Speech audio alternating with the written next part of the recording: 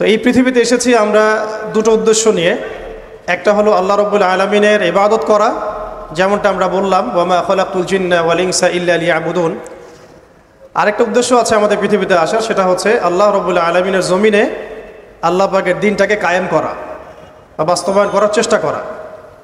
এই ব্যাপারে আল্লাহ পাক আমাদেরকে স্পষ্ট আদেশ দিয়েছেন। সূরা আল ইমরানেও বলেছেন কুনতুম খায়রা উম্মাহ উখরিজাত লিন-নাস তা'মুরুনা বিল মা'রুফ ওয়া তানহাউনা 'আনিল মুনকার ওয়া তু'মিনুনা বিল্লাহ। ঠিক একইভাবে আল্লাহ রাব্বুল আলামিন সূরা মুহাম্মাদের মধ্যেও বলেছেন ইন তানসুরুল্লাহা ইয়ানসুরকুম ওয়া ইউসাব্বিত আকদামাকুম। তোমরা যদি আল্লাহর দ্বীনকে সাহায্য করো, আল্লাহকে সাহায্য করো, তাহলে আল্লাহ পাকও তোমাদেরকে সাহায্য করবেন। ওয়া ইউসাব্বিত আকদামাকুম, তোমাদের পা আল্লাহ পাক শক্ত করে রাখবেন। আর ওয়া ইন তাতাওয়াল্লাউ ইয়াস্তাবদিল কওমান গায়রাকুম, আর তোমরা যদি মুখ ফিরিয়ে নাও, পৃষ্ঠ প্রদর্শন করো, তাহলে জেনে রেখো আল্লাহ পাক অন্য কওমকে তোমাদের স্থলাভিষিক্ত করবেন এবং তারা তোমাদের মতো হবে না। এই আয়াতগুলো থেকে আমরা বুঝতে পারছি যে আল্লাহ রাব্বুল আলামিনের জমিনে তার দ্বীন কায়েম করা, তার দ্বীনের সহযোগী হওয়া, দ্বীন ইকামতে দ্বীনের কাজ করা, দ্বীন প্রতিষ্ঠার জন্য কাজ করা, এইটা আমাদের পৃথিবীতে আসার অন্যতম একটা উদ্দেশ্য। তাই আমি তরুণ ভাইদেরকে হৃদয়ের অন্তঃস্থল থেকে অনুরোধ করব, জীবনের উদ্দেশ্য সম্পর্কে আমরা সচেতন হই। আমরা পৃথিবীতে শুধু খেলতামাশা করতে আসি নাই, সময় নষ্ট করতে আসি নাই, শুধু চাকরির পিছনে ছুটতে আসি নাই, ব্যবসার পিছনে ছুটতে আসি নাই। আমাদের এই পৃথিবীতে আসার একটা উদ্দেশ্য আছে, একটা মোটিভ আছে, সেটা হলো নিজে আল্লাহর ইবাদত করব এবং আল্লাহর দ্বীন এর তাবলীগ, দাওয়াত এবং জিহাদে অংশ নিব, যাতে করে আল্লাহর জমিনে আল্লাহর দ্বীন কায়েম হয়। আল্লাহ পাক আমাদের সবাইকে মকবুল কাফেলায় শামিল করেন, আমিন। রাহমাতুল্লাহি ওয়া বারাকাতুহু। ইন্নাল হামদুলিল্লাহ الذي هدانا لهذا وما كنا لنهتدي لولا أن هدانا الله وصلى الله على نبينا محمد وعلى آله وأصحابه أجمعين. أعوذ بكلمة الله التامات من شر ما خلق. بسم الله الذي لا يضر مع اسمه شيء في الأرض ولا في السماء وهو السميع العليم. Sound কম। আচ্ছা আচ্ছা।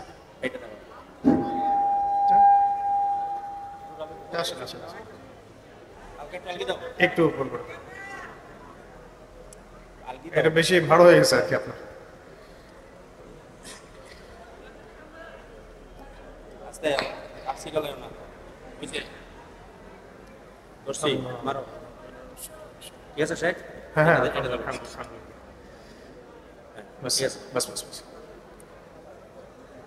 আলহামদুলিল্লাহ, আল্লাহ পাকের দরবারে অগণিত অসংখ্য কৃতজ্ঞতা প্রকাশ করছি যে আল্লাহ পাক আজকে আমাদেরকে এই দ্বীনি মজলিসে বসার তৌফিক দিয়েছেন। আলহামদুলিল্লাহ। আল্লাহুম্মা লাকাল হামদ হামদান কাসীরান তাইয়িবান মুবারাকান ফীহি কামা ইয়ানবাগী লিজালালি ওয়াজহিক ওয়া আযীমি সুলতানিক।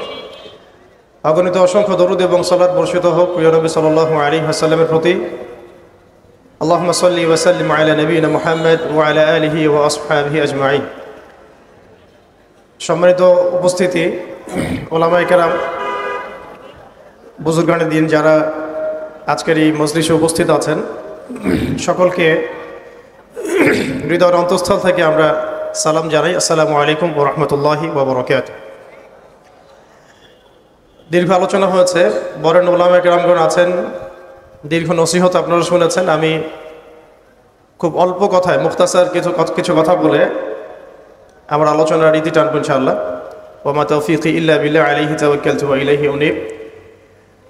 আমাদের আবরার ভাই আমাকে বলেছিলেন যে তারুণ্যের এই ফিতনাময় পরিবেশে তারুণ্যের বা তরুণ প্রজন্মের কী কী বিষয় করণীয়, এর উপরে একটা মুখতাসার বয়ান প্রস্তুত করতে। তো আমি চেষ্টা করছি মোটা দাগে শুধু 10টা কথা বলার জন্য আর কি। আল্লাহ পাক আমাদের সবাইকে শুনে বুঝে আমল করার তৌফিক দান করে না। আমার সামনে যারা বসে আছেন সবাই তরুণ ভাই। তো প্রথম যে কথাটা আমি আরজ করতে চাই সকলের উদ্দেশ্যে, এটা সকলের ক্ষেত্রেই প্রযোজ্য। প্রথম আমাদেরকে আমাদের জীবনের উদ্দেশ্যটাকে ফিক্স করতে হবে। আমরা এই পৃথিবীতে কি উদ্দেশ্যে এসেছি, এই উদ্দেশ্যটাকে বোঝা এবং সেই অনুযায়ী আমল করা, এটা হলো আমাদের জীবনের প্রথম কাজ। তো উপস্থিত তারুণ্যের প্রতি আমার প্রথম আজকের নাসিহাত যে আমরা যেন আমাদের জীবনের লক্ষ্য এবং উদ্দেশ্যটাকে উপলব্ধি করতে সক্ষম হই। আল্লাহ পাক সবাইকে তৌফিক দান করে দেন। এ বিষয়ে দুটো কথা আলোচ করতে চাই। একটা তো আল্লাহ পাক সূরাতুজ যারিয়াতের মধ্যে বলেছেন, বা'দা আউযু বিল্লাহি মিনাশ শাইতানির রাজীম, ওয়া মা খালাকতুল জিন্না ওয়াল ইনসা ইল্লা লিয়াবুদুন। আমি জিন জাতি এবং মানব জাতিকে শুধুমাত্র আমার ইবাদত করার জন্যই সৃষ্টি করেছি। তো এখান থেকে আমরা বুঝতে পারছি যে এই পৃথিবীতে আল্লাহ পাক আমাদেরকে পাঠিয়েছেন শুধুমাত্র তার ইবাদত করার জন্যই।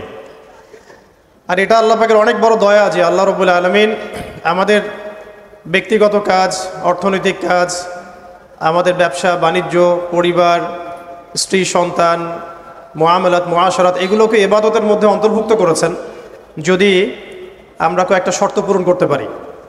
কাজগুলো যদি আল্লাহ পাকের সন্তুষ্টির জন্য হয় এবং রাসূল সাল্লাল্লাহু আলাইহি ওয়াসাল্লামের তরিকা মোতাবেক হয় এবং রিজিক যদি হালাল হয়, ইনশাআল্লাহ তাআলা স্ত্রীর মুখে অন্ন তুলে দেওয়াও নেকির কাজ বলে গণ্য হবে ইনশাআল্লাহ। তো এত না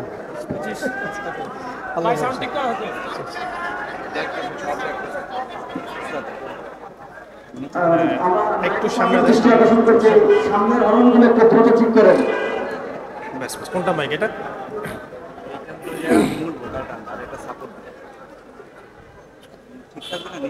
সমস্যা ঠিক আছে।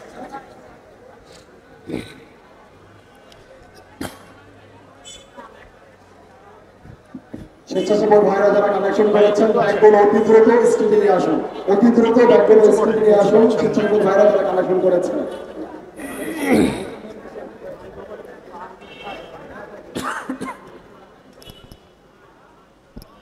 ব্যাস ব্যাস ঠিক আছে।